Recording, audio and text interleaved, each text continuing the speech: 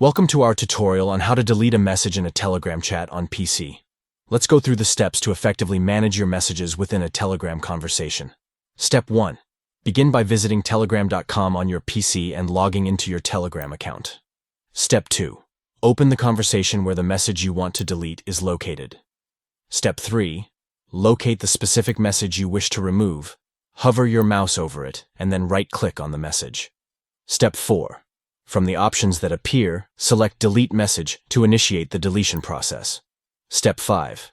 A pop-up window will appear for confirmation.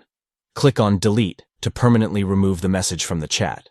By following these steps, you can easily delete a message in a Telegram chat on your PC. Deleting messages helps maintain privacy and keeps your conversations organized. Thank you for watching. We hope this guide helps you effectively manage your messages in Telegram chats on your PC. Enjoy a clutter-free messaging experience by utilizing the message deletion feature in Telegram conversations.